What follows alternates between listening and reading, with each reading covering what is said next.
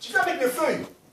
Tu viens avec des écrits que tu as notés, les cours que ton professeur t'a enseigné. Tu viens nous enseigner, c'est que ton professeur t'a fait quoi? T'a enseigné.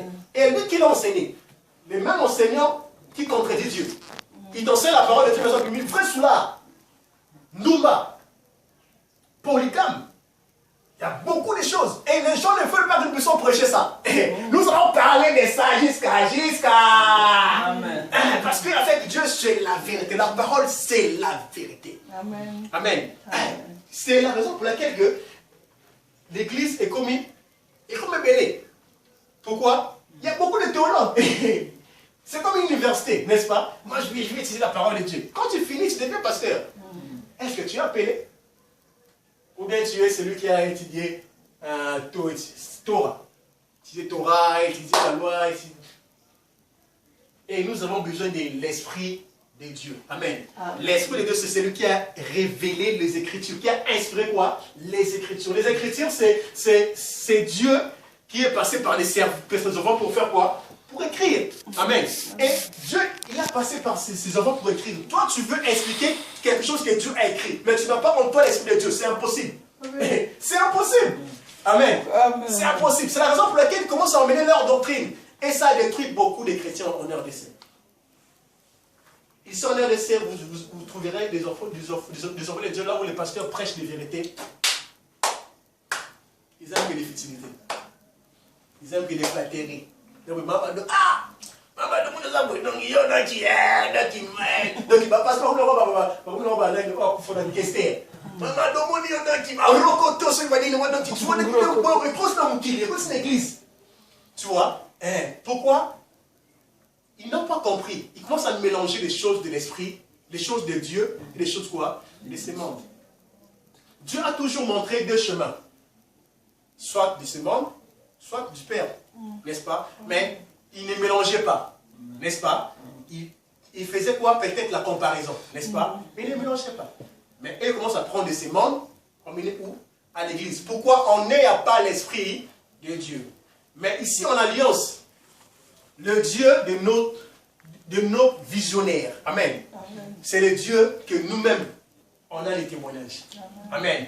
Et plusieurs sont les témoignages. C'est la raison pour laquelle lorsqu'on fait cette œuvre, on a la joie. Amen. Vous savez, la joie, c'est pas payant.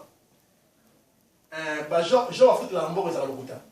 Puis c'est mon beau qui est comme ça, comme ça, mon roi. Donc, on faut dire, avancer, ainsi, voilà, c'est ma polo. C'est la même ascension, avancer, voilà. Mais une joie naturelle. Beaucoup d'ambois, amen. Amen. Beaucoup d'ambois, on a qui, on le salé, on met ça dans le matin, n'est-ce pas? Et ça, pour raison, mais c'est genre, est-ce que les mots? Quand on c'est normal. Amen. Donc, on prend notre thème d'aujourd'hui. Que Dieu vous bénisse. C'était juste une parenthèse. Amen. Amen. Que Dieu vous bénisse. Notre thème d'aujourd'hui, c'est la différence. Répétez après moi. La différence. Qui peut répéter la différence? Amen. La différence. Avant toute la définition, tout un autre texte où ils ont pu tirer, Malachie 3, verset 18.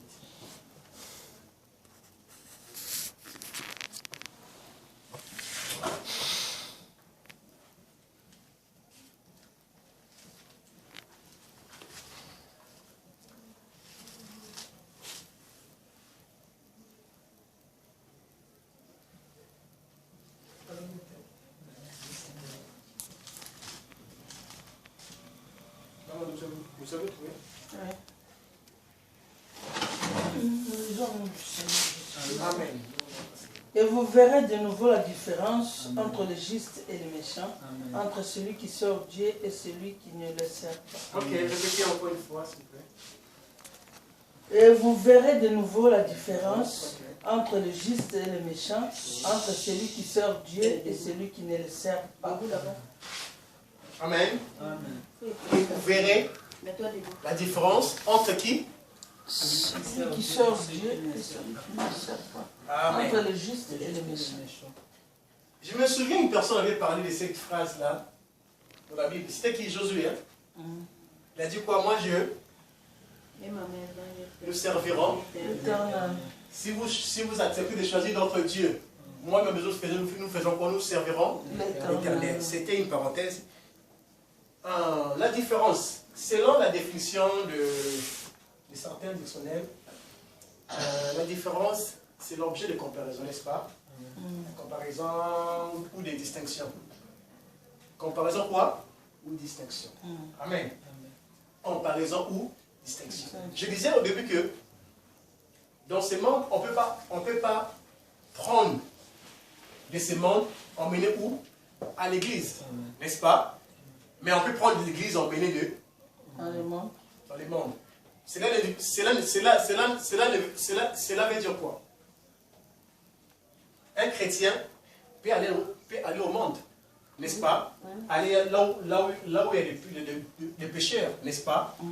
Et sauver d'autres personnes. Mais comment il peut être remarqué? C'est par là la différence, n'est-ce pas? Et la différence par rapport à quoi? Il précise, il y aura la différence entre ceux qui me servent et ceux qui ne me servent pas. Ok, amen. Donc, lorsqu'il y aura des païens et il y aura des chrétiens, n'est-ce pas? Il y aura la différence et ça sera visible. Je dis au début que en servant Dieu, ce n'est pas du forcing. On ne force pas à servir Dieu. Servir Dieu, c'est question de la peine. Amen. C'est question de quoi? De la peine. Un appel,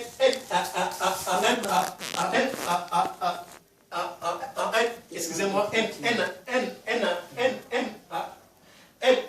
un appelé, celui qui va me suivre, comprends-moi, je bégaye un peu. Donc, un appelé, donc c'est celui que Dieu a mis à côté. Amen. C'est celui que Dieu a mis quoi? À côté. Et il a instruit, n'est-ce pas, pour ramener cette connaissance à son peuple. Amen. Donc, ça montre aussi une différence, distinction. Amen.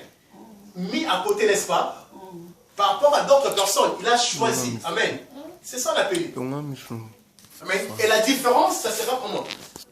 Un païen entre un chrétien. Un chrétien, il a des instructions qui viennent du Père.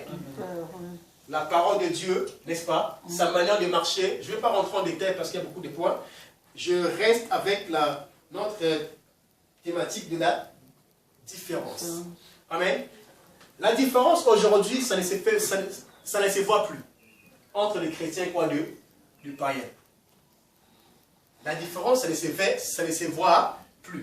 Aujourd'hui, nous allons essayer de voir quelques points de différence. La différence selon Dieu et la différence selon les hommes.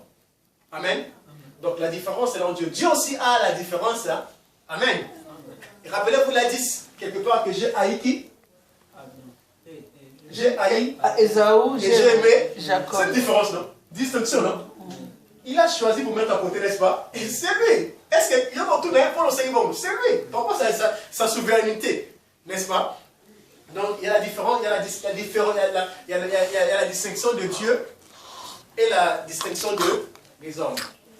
Parce que la distinction, ça marche bien aussi avec la différence. Amen. Donc, on parlait de la différence. Les chrétiens actuellement, la différence ne se fait plus voir. Ce qui est mal. Venons à l'église, c'est comme si on vient passer les temps. Généralement, surtout les cultes du soir. Chez nous ici, même si que c'est pas encore ça, ça n'a pas encore commencé vraiment bien, mais vous allez aller quelque part, vous trouverez une personne qui a vraiment épousé toute sa forme, sa force, toutes ses énergies, là où il marchait. Venir à l'église, paumé, abattu, il n'y a pas la différence.